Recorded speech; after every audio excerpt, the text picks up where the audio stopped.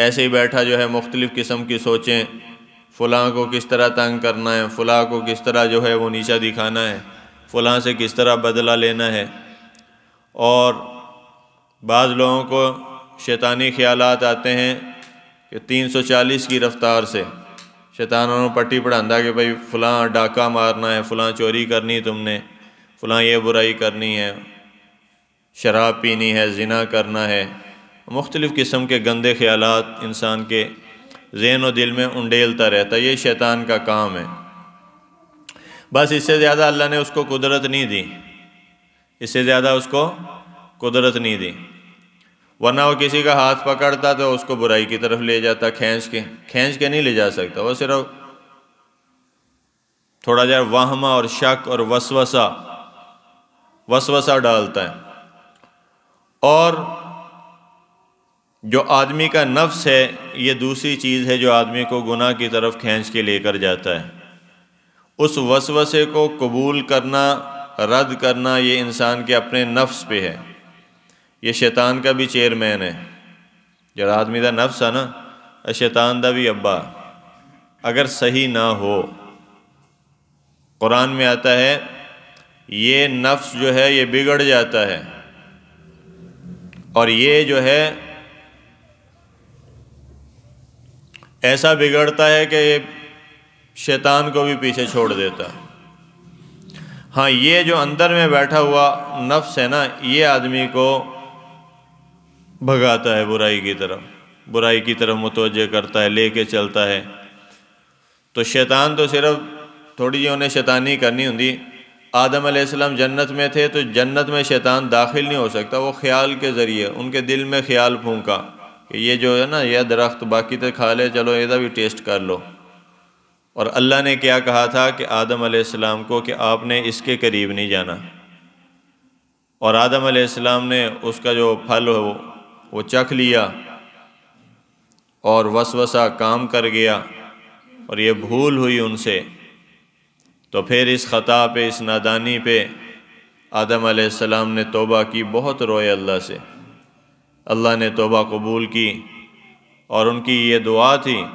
قرآن میں آتا ربنا ظلمنا انفسنا وَإِن لَّمْ تَغْفِرْ لَنَا وَتَرْحَمْنَا لَنَكُونَنَّ مِنَ الْخَاسِرِينَ۔ بہت پیاری دعا ہے، بہت پیارا استغفار ہے۔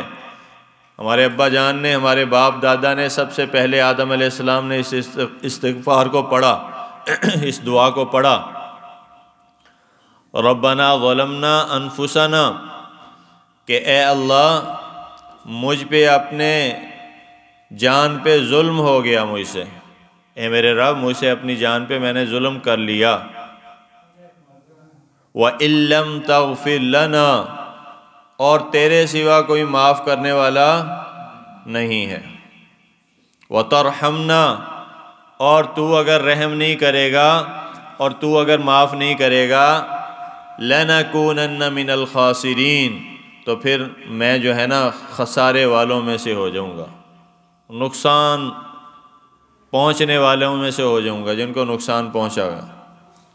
تو بھائی اس لیے یہ استغفار کی بہترین جامع ترین قرآنی دعا ہے، اپنی دعاؤں میں اس دعا کو بھی شامل کریں۔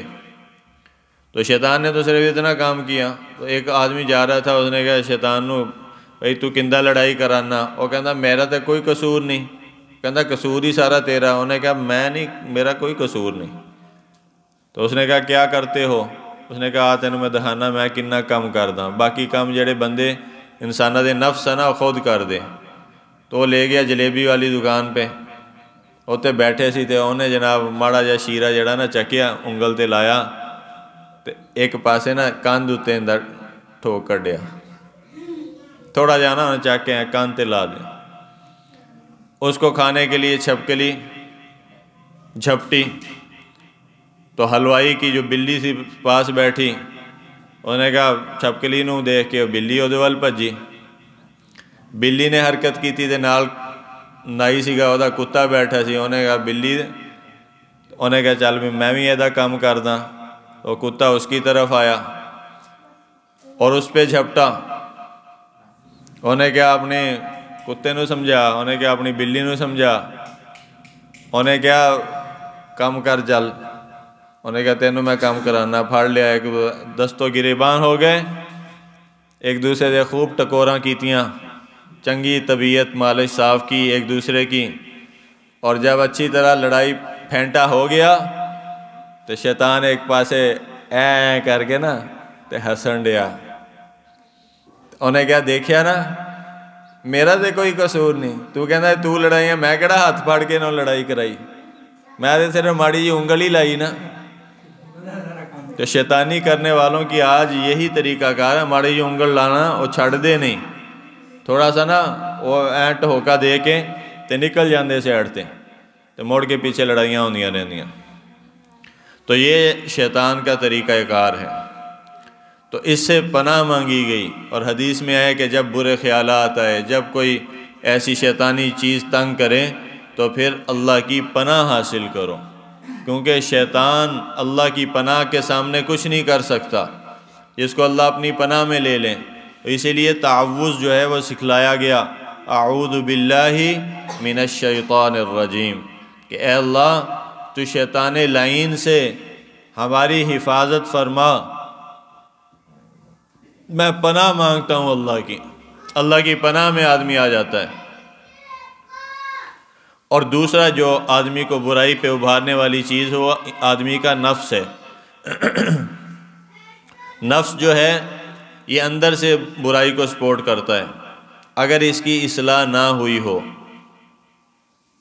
نفس لوامہ ایک قرآن کی نظر میں 3 نفس ہیں، اور ایک جب یہ برائی پہ قابو پا لیتا ہے، آدمی کا نفس جو ہے نیکی کی طرف مائل ہو جاتا ہے، اتنا عادی بن جاتا ہے نیکی کا کہ قرآن کہتا ہے کہ یہ نفس مطمئنہ ہو جاتا ہے، کہ مطمئن نفس، اطمینان والا، سکون والا، کہ اب برائی کی طرف نہیں جا رہا۔ کیوں؟ کیونکہ نیکی پہ اس کی عادت اتنی پختہ ہو گئی، اللہ والوں کی صحبت سے اس میں اتنی طاقت آ گئی، اللہ کے راستے میں بار بار جانے سے نکلنے سے اس کے اندر اللہ کی اطاعت کی قوت پیدا ہو گئی، اور اس کے اندر جو ہے اللہ کے حکم کو پورا کرنے کی طاقت پیدا ہو گئی۔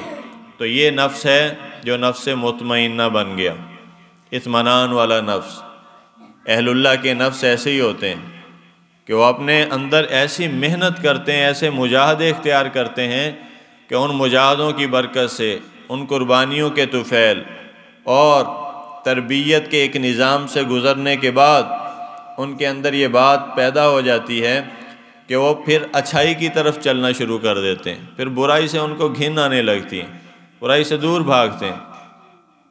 اور جب تک یہ بات پیدا نہیں ہوتی تب تک آدمی نیکی تو کرتا ہے لیکن نیکی پہ جمتا کوئی نہیں، نیکی کرے گا لیکن نیکی پہ جمے گا کوئی نہیں۔ اس کی مثال ایسے ہے کہ ایک آدمی نماز شروع کی، اس نے، کتنے ہم نے دیکھے، انہوں نے نماز شروع کی، 2 4 5 دن جوش میں آ کے نماز پڑھی، اس کے بعد پھر چھٹی، چلو جی 2 4 5 6 10 روزے رکھے، اس کے بعد پھر روزوں کی چھٹی۔ کوئی بھی نیک کام شروع کیا تو اس پہ پختہ نہیں رہتا، نیکی کے راستے کا صحیح طور پہ مسافر نہیں بنتا۔ تو اس لیے نفس کے اوپر محنت کرنا، اپنے دل پہ، اپنے اندر پہ محنت کرنا، جس کو باطن کا اجالا کہتے ہیں، اندر کی تطہیر، اندر کی پاکیزگی، اندر کی پیوریفیکیشن، اندر کا اجالا۔ جب آدمی اپنے اوپر محنت کرتا ہے، کوشش کرتا ہے، دین کے لیے مجاہدے برداشت کرتا ہے، تو پھر اس کے اندر وہ طاقت پیدا ہو جاتی ہے، روحانی پرواز اس کی بلند ہو جاتی ہے۔ جب اندر دل پاک ہو گیا نا، دل پاک ہو جاتا ہے، پھر راستہ آسان ہو جاتا ہے، پھر گناہوں سے بچنا اس کے لیے آسان، اللہ کی اطاعت پہ آنا آسان، اللہ کی فرما برداری کرنا آسان۔ اور صحابہ رضوان اللہ علیہم اجمعین کے اندر حضور کی تربیت سے وَيُزَكِّيهِمْ وَيُعَلِّمُهُمُ الْكِتَابَ وَالْحِكْمَةَ، حضور کی تربیت کی وجہ سے ایسے پاکیزہ ہو گئے، اندر سے ایسے دھل گئے، صاف نتھرے ستھرے ہو گئے کہ پھر ان کو اللہ کے حکم پر عمل کرنا آسان ہو گیا، یہاں تک کہ اللہ کے لیے جان قربان کرنا بھی ان کے لیے آسان ہو گیا۔ صحابہ کی عورتیں دین کے لیے ایسے جذبات تھے کہ آج وہ جذبات ہم پڑھتے ہیں تو ہمارے دلوں کے اندر ایمان تازہ ہو جاتا ہے۔ حضور صلی اللہ علیہ وسلم نے صحابہ کو ایسا بنا دیا، آپ نے اس محنت کے ذریعے ایسے ان کے دل بدلے. بند کر دیا.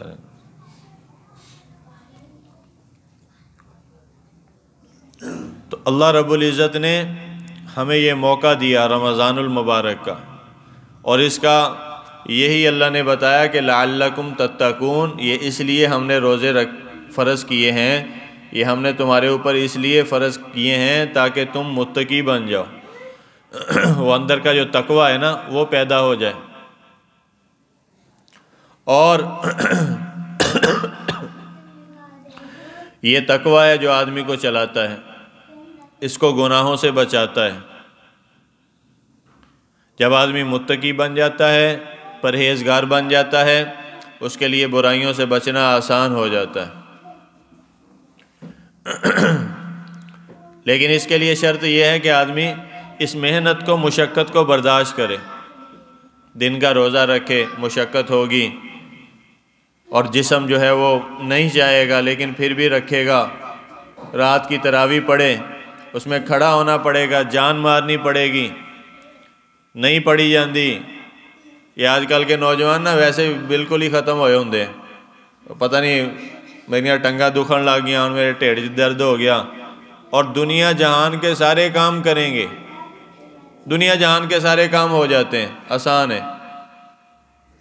گپا مارنا آسان، بازاراں پھرنا آسان، گناہ کے کاموں میں آسانی. تراویح پڑھتے ہوئے ان کو راشا آ جاتا ہے، راشا، بیماری آ جاتی ہے. تو کہتا جی میں بیمار ہے گا، میں بیمار ہے گا کی ہے تینوں، میرا دل بیمار ہے. جی اصل تو کہنا یہ چاہیے آدمی کو کہ میرا دل بیمار ہے. جسم تو سب کے صحیح ہوتے ہیں، صحت ٹھیک ہوتی ہے، نیت ٹھیک نہیں ہوتی. مسئلہ یہ ہے. جب آدمی اپنی نیت ٹھیک کر لیتا ہے، نفس مطمئنہ بن جاتا ہے، اس کی نیت بھی اللہ تعالیٰ ٹھیک فرما دیتے ہیں، پھر اس کے لیے عمل کرنا آسان ہو جاتا ہے. عورتوں کے اندر پھر وہ جذبے صحابہ کی عورتوں کی طرح پیدا ہو جاتے ہیں کہ اللہ کے دین کے لیے لگانا، اللہ کے دین کے لیے اپنے آپ کو قربان کرنا آسان ہو جاتا ہے. کیا عجیب اللہ تعالیٰ نے اس دین کے اندر یہ نعمت رکھی ہے اپنی محبت کی، کہ جس کو نصیب ہو جائے اس کے لیے سارے کام آسان ہیں. راتوں کو اس کے لیے اپنے بستر سے اٹھنا آسان ہے، قرآن کی تلاوت کرنا اس کے لیے روزانہ آسان ہے، ذکر کرنا اس کے لیے روزانہ آسان ہے، نمازیں اپنے وقت پہ جماعت کے ساتھ پڑھنا اس کے لیے آسان ہے. کہ جس کے اندر کی تطہیر ہو جائے، اندر کی پاکیزگی اس کو حاصل ہو جائے، تو اس کے لیے مجاہدات کروائے، قربانیاں ہیں. قربانی کرنے کو کوئی تیار نہیں. یہ بات بغیر قربانی کے حاصل ہی نہیں ہوتی. سلطان باہو رحمہ اللہ علیہ فرماتے ہیں کہ مرن تئیں اگاں اسا مر گئے باہو تے تد مطلب نو پایا ہو، کہ مرنے سے پہلے ہم مرے ہیں، پھر جا کے مطلب کو پہنچے ہیں. اور چونکہ زندگی کا کچھ پتہ نہیں ہے، کچھ علم نہیں ہے کہ کب ختم ہو جائے، کب ساتھ آدمی کی جو سانس جو ہے وہ چھوڑ جائے، اور کب اس کی سانس کی ڈوری کٹ جائے، اور کب جو ہے اللہ کی طرف سے بلاوا آ جائے. یہ رات جو ہم نے تراویح پڑھی نا، اس میں آیت ہے، اللہ نے کہا فی بروج مشیدہ، کہ موت سے بھاگنا چاہتے ہو تو پھر موت سے بھاگ نہیں سکتے تم. چاہے تم لوہے کے قلعے بنا لو، بڑے بڑے مضبوط قلعے بنا لو، اور ان کے اندر چھپ کے بیٹھ جاؤ کہ موت یہاں پہ ہمیں نہیں پکڑ سکتی. اللہ نے کہا وہاں بھی تمہیں موت آ جائے گی، موت تو آنی آنی ہے. تو ان گھڑیوں کی قدر کر لیں، پتہ نہیں اگلا رمضان نصیب ہو نہ ہو. یہ رمضان سے ایک دن پہلے ہم نے 2 خواتین کے جنازے، دونوں خواتین انتہائی نیک پاک عورتیں، اللہ کی ولیہ، ایک دن پہلے جنازہ پڑا صرف. یعنی آج پہلی تراویح ہونی ہے، مغرب سے رمضان سٹارٹ ہونا ہے، تو آج دن 11 بجے ان کا جنازہ ہم نے دن 11 بجے جنازہ پڑھا. کہ ان کو پتہ ہی نہیں ہے، کسی کو کیا پتہ کہ پچھلا رمضان گزرا کہ اگلے رمضان سے ایک دن پہلے میں نے دنیا چھوڑ دینی، اگلا رمضان نصیب میں نہیں ہے۔ تو بھائیو ہمیں تو مل گیا، اس پہ شکر کرو اللہ کا، اس پہ اللہ سے مانگو، اس میں کچھ کرو، کچھ کرو گے تو کچھ ہوگا۔ آدمی ایسے ہی فضول میں وقت ضائع کر دے، بعد میں پچھتاتا رہے، بعد میں پچھتانے سے کچھ نہیں ہوتا۔ خواتین خاموشی اختیار کریں، توجہ سے بات کو سماعت کریں۔ آپ کا شور کی آواز ادھر آ رہی ہے۔ تو کچھ کریں گے تو کچھ ہوگا، اگر یوں ہی وقت ضائع کریں گے تو وقت ضائع ہو جائے گا۔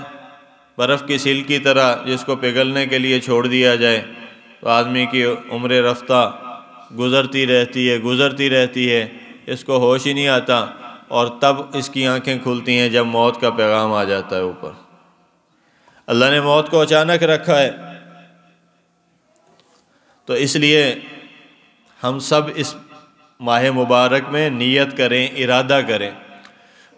خواتین جو آئی ہیں یہ بھی نیت کریں، ارادہ کریں، اپنے آپ کو حضرت فاطمہ الزہرا رضی اللہ تعالی عنہا کا جانشین بنائیں۔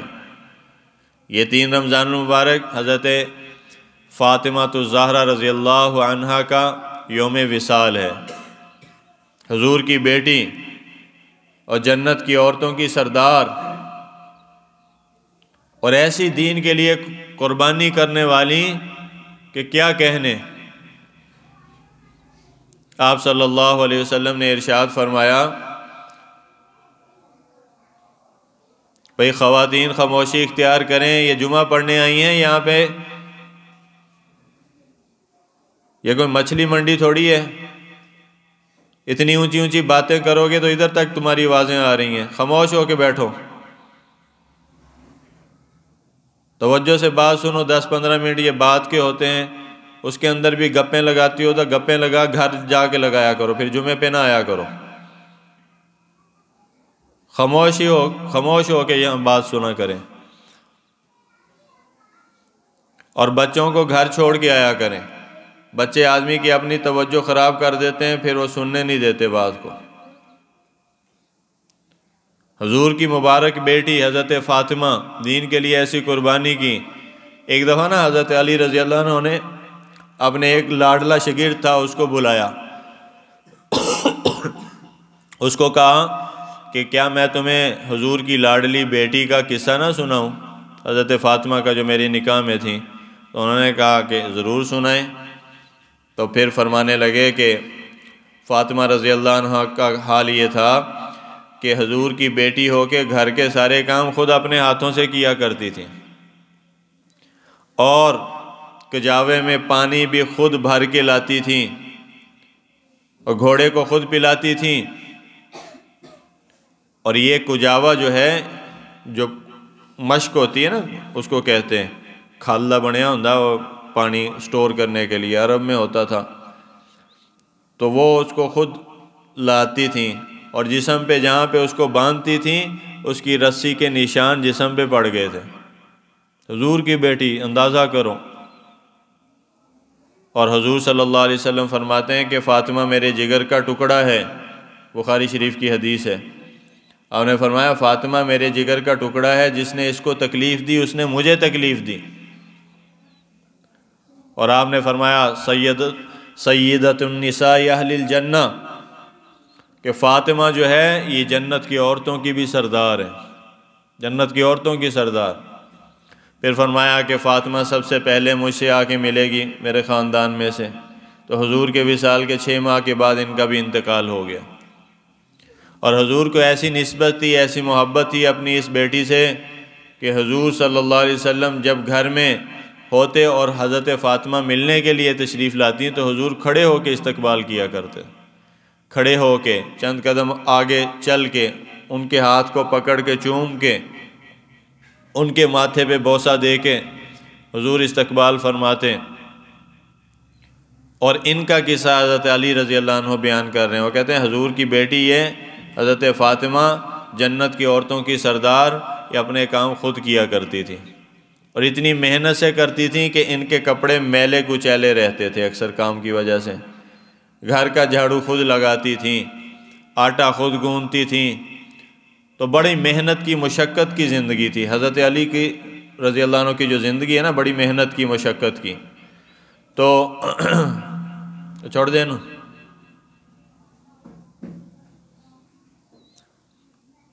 بڑی محنت مشقت کی زندگی گزاری، تو حضرت فاطمہ نے مکمل ساتھ دیا اپنے شوہر کا۔ وہ کہتے ہیں کہ ایک مرتبہ نا حضور کی خدمت میں کچھ غلام آئے، باندیاں آئیں، تو میں نے اس خیال سے کہ اتنا کام کرتی ہیں، محنت ہوتی ہے، مشقت ہوتی ہے، تو میں نے ان کو بھیجا کہ بھئی جاؤ حضور سے کوئی باندی لے آؤ تاکہ اس سے یہ محنت کروا لیا کریں، گھر کے کام وہ کر دیا کرے گی۔ تو وہ گئیں، آپ صلی اللہ علیہ وسلم موجود نہیں تھے، تو وہ واپس آ گئی۔ دوسرے وقت میں حضور صلی اللہ علیہ وسلم تشریف لائے تو پتہ چلا کہ فاطمہ آئی تھیں، تو آپ نے بلوا بھیجا، آپ نے کہا بیٹا خیریت سے آئی تھی؟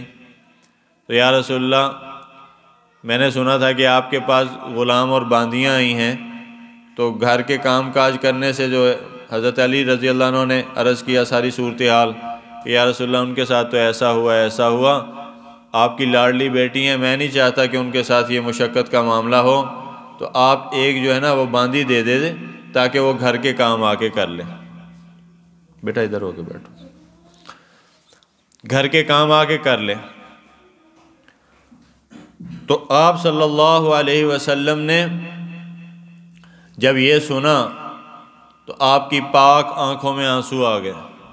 آپ نے حضرت فاطمہ رضی اللہ عنہ کو بلا لیا اور پھر فرمایا کہ بیٹی اللہ سے ڈر، تقوی کو اختیار کر، گھر کے کام کاج کرتی رہ، اپنے شوہر کی خدمت کرتی رہ، اور جب سونے کے لیے بستر پر لیٹے، سونے کے لیے بستر پر آئے تو 33 مرتبہ سبحان اللہ، 33 مرتبہ الحمدللہ، 34 مرتبہ اللہ اکبر یہ پڑھ لیا کر۔ یہ غلام سے بہتر ہے، غلام سے بہتر ہے۔ تو علماء نے اس کی ذیل میں یہ لکھا کہ جو تھکاوٹ کا شکار ہو جائے نا، رات کو یہ پڑھ لے تو اللہ اس کی تھکاوٹ کو بھی دور کر دیں گے۔ اور یہ تسبیحات فاطمی اس کو کہا جاتا ہے۔ 33 مرتبہ سبحان اللہ، 33 مرتبہ الحمدللہ، 34 مرتبہ اللہ اکبر، 100 پورے ہو جاندے ہیں۔ رات کو سوتے وقت پڑھنا بھی مسنون ہے، اور فرض نماز کے بعد بھی اگر کوئی پڑھ لے تو بھی مسنون ہے، سنت ہے۔ تو یہ تسبیحات حضور کے در سے مل گئی ہمیشہ کے لیے امت کو۔ اور ایک روایت میں آتا ہے کہ انہوں نے آ کے شکایت کی کہ یا رسول اللہ تنگی ہے اور گھر کے اندر جو بڑی مشقت کا معاملہ ہے، تو حضور صلی اللہ علیہ وسلم نے فرمایا کہ بیٹی صبر کر۔ حضرت موسیٰ علیہ السلام اور ان کی بیوی کے پاس بھی 10 برس تک ایک ہی بستر تھا، 10 برس تک ایک ہی بستر تھا، اس میں بچھا کے دن کو گھوڑے کو دانہ پانی ڈال دیتے تھے اور رات کو اسی بستر پہ آرام کے لیے لیٹ جاتے تھے۔ صبر کی تلقین کی۔ تو دین جو ہے یہ بیٹیوں سے چلا ہے۔ گھر کے ماحول کو بنانا ایک بیٹی کی ذمہ داری ہے، اپنی نسل کی تربیت کرنا ایک بیٹی کی، ایک عورت کی ذمہ داری ہے۔ اگر عورت بنی ہوئی ہوگی، اس کے اندر ایمان اور تقوی ہوگا، اللہ کا خوف ہوگا، اس کے اندر اگر دین کا جذبہ ہوگا تو یہ گھر کو جنت بنا کے چھوڑے گی۔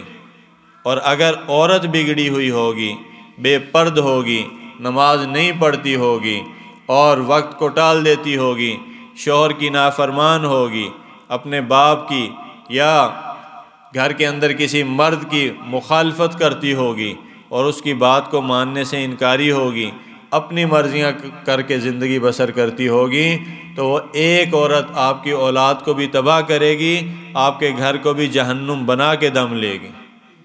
اکثر ہم نے دیکھا کہ عورتوں کی وجہ سے لڑائیاں ہوتی ہیں گھروں کے اندر، اکثر۔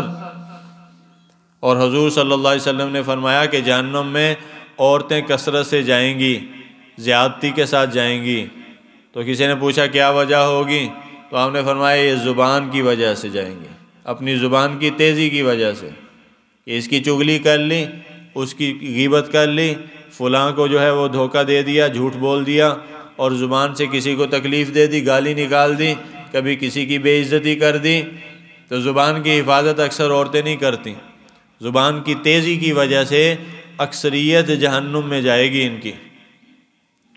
تو اس لیے رمضان المبارک میں تو خاص طور پہ اپنی زبان کو بہت احتیاط کے ساتھ استعمال کریں۔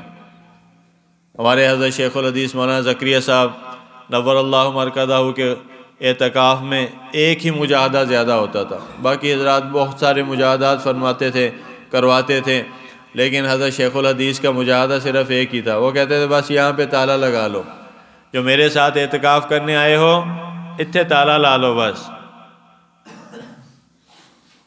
بات نہیں کرنی۔ جگہ آدمی بولتا ہے تو اکثر بولنے کی وجہ سے کوئی غلط بول لیتا ہے، یا اکثر بولنے کی وجہ سے وہ پھنس جاتا ہے، یا اکثر بولنے کی وجہ سے ہی وہ گمراہ ہوتا ہے، دوسروں کو کرتا ہے۔ تو حضرت شیخ الحدیث کا بس یہی تھا کہ بس میرے پاس آنے والے اپنی زبان کو کنٹرول کریں، کلام نہیں کرنا، اپنے زبان استعمال نہیں کرنی، بس یہ خاموش رہو۔ یہی مجاہدہ 10 دن اعتکاف میں۔ آپ صرف 3 دن اعتکاف کر کے دیکھ لیں، نفلی اعتکاف کر لیں، 1 دن کا کر لیں، اس میں آدمی خاموش رہے، زیادہ بات نہ کرے کسی سے، تو آدمی کو یوں محسوس ہونا شروع ہو جاتا ہے جیسے اس کے دل کے اندر ایمان آ گیا، جیسے اس کے دل کے اندر اللہ کا تعلق آ گیا، اللہ کی محبت آ گئی۔ ہمارے حضرت شیخ کے بھی یہی تھا کہ فرماتے تھے کہ باتیں نہ زیادہ کرو، باتوں سے بس بالکل اجتناب کرو، ایک دوسرے سے بھی بیگانے بن جاؤ، ایک دوسرے سے ہٹ کٹ جاؤ، دوستیاں چھوڑ دو 10 دن کے لیے، یا جتنے دن کے لیے اعتکاف میں آئے ہو، ایک دوسرے کے ساتھ زیادہ بات نہ کرو، زبان پہ تالا لگا لو، اس کو بند کر لو، پھر دیکھو اس کی کرامت کو، پھر دیکھو اس کے انوارات کو، پھر دیکھو اس کے انعامات کو، پھر دیکھو اس کی جو ہے اللہ کی طرف سے اس پہ کیسا اللہ آپ کو دل کو ایمان سے، حلاوت سے بھر دیں گے۔ آدمی زیادہ نہ بولے، جو زیادہ بولتا ہے وہ زیادہ پھنستا ہے۔ حضرت لقمان حکیم ان کا یہ مقولہ ہے، وہ کہتے ہیں کہ اگر کلام جو ہے یہ چاندی ہے تو خاموش رہنا یہ سونا ہے، خاموش رہنا سونا ہے۔ تو اس لیے عورتوں سے بھی درخواست ہے، جو خواتین آئی ہیں اپنی زبان کا صحیح استعمال سیکھیں، خدا را رمضان المبارک میں اپنی زبان کو بہت زیادہ کنٹرول کریں، لگام دیں۔ جتنا آدمی کرتا ہے نا وہ سارا ضائع زبان کے راستے سے ہوتا ہے۔ حدیث پاک میں آتا ہے صبح ہوتی ہے تو زبان جو ہے نا ہاتھ جوڑ لیتی ہے سارے اعضاء کے سامنے، وہ کہتی ہے بھائی آج اگر نا سارے اعضاء زبان کے سامنے ہاتھ جوڑ لیتے ہیں، وہ کہتے ہیں کہ اگر آج تو صحیح رہی نہیں تو ایسے بھی صحیح رہیں گے، اگر آج تو خراب ہوئی تو تیری سزا ہمیں ملے گی، کتے ڈنڈا پاؤ گا، کتے سوٹا پاؤ، کتے تھپڑ پاؤ گا، تو وہ تیری وجہ سے ہوگا۔ تو اس لیے محترم عزیزو، یہ خاص رمضان المبارک کے دن ہیں، اپنے آپ کو، اپنی زبانوں کو لگام دینے کے اور صحابہ کی پیروی کرنے کے۔ عورتیں خاص طور پہ اس کا اہتمام کریں، گھروں کے اندر کریں، اولادیں اللہ نے دی ہیں ان کو عالم بناؤ، حافظ بناؤ، دیندار بناؤ، اللہ والا بناؤ، اللہ کا ولی بناؤ، ان کو مکتب میں داخل کراؤ، مسجد میں بھیجو، مسجد سے تعلق بناؤ ان کا۔ تو انشاءاللہ یہ آنے والے جو دن ہیں ان کے اندر یہ بچے بھی آپ کے لیے صدقہ جاریہ بننے، یہ بن جائیں گے صدقہ جاریہ۔ ماں نہیں بنائے سارے، ماں کی تربیت سے بچہ اپنے قدموں پہ کھڑا ہوتا ہے، ماں کی تربیت سے اس کو۔ اور حضرت پیر عبد القادر جیلانی رحمہ اللہ علیہ کا مشہور واقعہ ہے کہ ماں نے جو ہے وہ علم حاصل کرنے کے لیے بھیجا، طالب علم بنا کے، تو ساتھ یہ وصیت کی کہ بیٹا کبھی جھوٹ نہ بولنا۔ ماں کی گود سے پرورش ملتی ہے، ماں کی گود سے تربیت ملتی ہے۔ آج اگر بچوں کو جھوٹ سچ کا پتہ چلے گا تو ماں بتائے گی، ان کے اندر یہ جذبہ ماں پیدا کرے گی کہ جھوٹ نہیں بولنا۔ تو ماں نے جاتے ہوئے وصیت کی، یہ جتنے بیوروکریٹ ہیں، سیاستدان ہیں، اگر ان کی تربیت صحیح ہوئی ہوتی تو آج ان میں سے کوئی ایک بھی جھوٹ نہ بولتا۔ لیکن بدقسمتی کہ یہ لوگ جھوٹ کے سوا بولتے کچھ نہیں ہیں۔ مسئلہ یہ تو ماں نے کہا بیٹے سے کہ بیٹا جھوٹ نہ بولنا، اور 30 روپے جو نا ان کے جیب میں سی دیے، اندر کی طرف سے سی دیے تاکہ قافلہ جا رہا کسی کو پتہ نہ چلے کہ یہ کول پیسے ہے گئے، اور بھیج دیا۔ بغداد سے گئے، مدرسے کی طرف قافلہ چل پڑا، راستے میں ڈاکوؤں نے آ لیا، ڈاکو پڑ گئے، انہوں نے سب کو چھینا جھپٹی شروع کر دی۔ ایک ڈاکو ان کے پاس بھی آیا، بچے کے پاس، بچے تیرے پاس کیا ہے؟ انہوں نے کہا میرے پاس 30 روپے ہیں۔ انہیں تلاشی لی، کتے بھی کوئی نہیں۔ انہوں نے کہا جھوٹ بولتا ہے؟ اس نے کہا میری ماں نے کہا ہے کہ جھوٹ نہیں بولنا، تو میرے پاس پیسے ہیں۔ انہوں نے کہاں ہیں؟ انہوں نے کہا یہ جیب کے اندرلی سطح میں سیے ہوئے ہیں۔ اس نے کپڑے کے ساتھ سی دیے، سوئی کے ساتھ، تو یہ سلے ہوئے ہیں اندر میں۔ تو اس نے ہاتھ ڈالا، اس کو پھاڑ کے اس نے وہ 30 روپے نکال لیے۔ اس نے وہ سکے نکالے، نکالنے کے بعد اس نے اپنے سردار کے پاس اس کو پیش کیا، بچے کو سردار کے پاس لے آیا۔ تو اس سے کہا کہ یہ میں نے عجیب ماجرا دیکھا، ہم تو جہاں بھی ڈکیتی کرتے ہیں لوگ اپنا مال چھپاتے ہیں، اس بچے نے چھپانے کی بجائے بتا دیا سارا کچھ۔ اس نے پوچھا کہ بیٹا کہ تجھے کس نے کہا کہ تو اس طرح کر؟ تو اس نے کہا کہ مجھے چلتے ہوئے میری ماں نے نصیحت کی تھی کہ بیٹا جھوٹ کبھی نہ بولنا۔ ماں کی یہ نصیحت اس بچے کے دل کے اندر چلی گئی، اور اس مقام پہ بھی کہ اس کو پتہ ہے کہ ڈاکو نے تو چھین لینے، لیکن اس کے باوجود اس نے جھوٹ نہیں بولا، اس نے سچ ہی بتایا۔ جب اس سردار نے یہ بات سنی، اس کی آنکھوں میں آنسو آ گئے کہ بدلنے کا ہر انداز اللہ کا اپنا ہی ہے کہ کب زندگی بدل دیں اللہ، کس کی بات سے بدل دیں، کس جگہ پہ کس موڑ پہ اللہ قبول کر لیں، کسی کا نہیں پتہ ہوتا۔ اس لیے کہتے ہیں کہ اپنی نیکی پہ فخر نہ کرو اور کسی کی برائی پہ ہنسا مت کرو، کیا پتہ کہ اس کا انجام کیسا ہو اور تیرا کیسا ہو، اور کیا پتہ کب اللہ اس کو توبہ کی توفیق دے دیں، اور تیری داڑھی، تیری نماز، تیری پگڑی، تیری ٹوپی، تیرا تقوی پتہ نہیں اللہ کو قبول ہو یا نہ ہو۔ تو اس لیے کسی کو حقیر نہیں سمجھنا چاہیے۔ تو جب اس نے دیکھا، اس کی یہ بات دل کے اندر گڑ کر گئی اور تیر کی طرح اس کے پیوست ہوئی، اور وہیں پہ اس کی دل کی دنیا بدل گئی۔ اس نے کہا کہ میں نے تو ساری عمر ڈاکے مارے، اپنے رب کی نافرمانی کی، میرے رب نے ان کاموں سے مجھے منع کیا تھا، اور اس کی ماں دیکھو کیسی نصیحت کرنے والی، کیسی پاک ماں ہوگی وہ، کہ جس نے اس بچے کو کہا کہ جھوٹ نہیں بولنا۔ بچے نے اپنے ماں کی اس بول کی لاج رکھی، اور اس ایک بول پہ سچ بول کے اس نے اپنے پیسے ہمارے حوالے کر دیے۔ میں اپنے رب سے، میں نے بھی ایک عہد کیا تھا، لیکن میں اس عہد پہ پورا نہیں اتر سکا۔ أَلَمْ يَأْنِ لِلَّذِينَ آمَنُوا أَن تَخْشَعَ قُلُوبُهُمْ لِذِكْرِ اللَّهِ۔ قرآن کہتا ہے کیا ابھی وہ وقت نہیں آیا کہ تمہارے دل اللہ کی طرف جھک جائیں اور ڈر جائیں اللہ سے، اور اللہ کی طرف انابت اختیار کر جائیں؟ یہ وقت آ گیا، اور اس نے فوراً وہیں پہ سارا لوٹا ہوا مال واپس کیا، اپنے ساتھیوں کو جمع کر کے سب کے سامنے توبہ کی، اور اللہ کے حضور پھر وہ وقت کا ولی بن گیا۔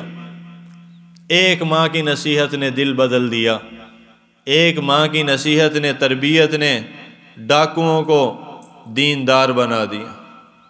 تو ماں اگر چاہے تو اتنا بڑا قدم اٹھا سکتی ہے، نہ چاہے تو ڈراموں میں، فلموں میں، سٹوریوں میں، کارٹونوں میں بچوں کو الجھا کے لگا کے تو ان کا مستقبل بھی برباد کر سکتی ہے، اور تربیت کے نام پہ ان کے اخلاق بھی تباہ کر سکتی ہے، گھر کا ماحول بگاڑ سکتی ہے۔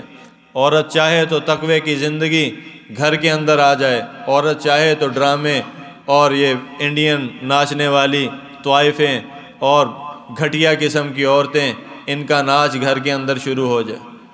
عورت چاہے تو اللہ کی ولیہ بن جائے، عورت چاہے تو بدکار اور زناکار اور لوگوں کو گمراہ کرنے والی بن جائے۔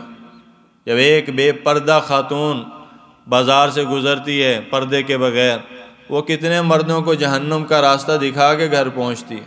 کتنوں کو جہنم کے گڑھے میں گرا کے گھر پہنچتی. اگر وہی عورت حیادار بن جائے، پاک باز بن جائے، تو فرشتے بھی شرماتے ہیں اس عورت سے. اس عورت کے اوپر اللہ کی رحمتوں کا نزول ہوتا ہے، جو اپنی عزت کی عصمت کی حفاظت کرتی ہے، اپنی نگاہوں کی حفاظت کرتی ہے، اپنی جوانی کی حفاظت کرتی ہے. عورت ہر روپ میں اللہ نے اس کو مقدس بنایا ہے، بیٹی کے روپ میں ہو، ماں کے روپ میں ہو، بہن کے روپ میں ہو، بیوی کے روپ میں ہو، کسی روپ میں یہ چلی جائے، یہ اللہ کی محبوب اور محترم ہستی ہے. یہ اپنے مقام کو پہچانو، اپنے گھروں کو دین کے آباد کرو، اپنی اولادوں کو دین سکھاؤ، پڑھاؤ. انشاءاللہ دعائیں دو گی، انشاءاللہ اللہ آپ کی زندگی بنا دیں گے. اپنی اولادوں کو دنیا کے دھکے کھانے پہ مجبور نہ کریں، دین سکھائیں، دین پڑھائیں، دین پہ عامل بنائیں. دیکھو پھر اللہ روزیاں بھی دیں گے عزت کی، اور اللہ حفاظت بھی اپنے کرم سے کریں گے، اور اپنے فضل سے آپ کے گھر کو ایسا جنت کا باغ بنائیں گے کہ آپ کو اس میں آتے ہوئے خوشی محسوس ہوگی. آج تو گھر میں جاتے ہوئے بندے کو ڈر محسوس ہوتا. تو کریں گے کوشش انشاءاللہ. اس کے لیے کہا جاتا ہے کہ اللہ کے راستے میں نکلو، نکالو. خود بھی، خواتین کی بھی جماعتیں جاتی ہیں، وہ بھی اللہ کے راستے میں جائیں. اللہ کے راستے میں نکلنے والی میں صحابیات نے جنگیں بھی لڑی ہیں، صحابیات نے جنگیں تک لڑی ہیں جا کے. یہ عورتوں کے جذبے تھے. عورتوں کا جذبہ آج بیدار ہو جائے اور آج ہی کایا پلٹ جائے، امت کی قسمت مہربان ہو جائے. تو اس لیے محترم عزیزو، جماعتوں میں جائیں، اللہ کے راستے میں نکلیں، اور اپنی اولادوں کو بھیجیں، اپنے گھر والوں کو بھیجیں، تو انشاءاللہ دین کا ماحول بن جائے گا. اللہ تعالی ہم سب کو ان گھڑیوں کی قدر کی توفیق عطا فرمائے. وآخر دعوانا ان الحمد للہ رب العالمین.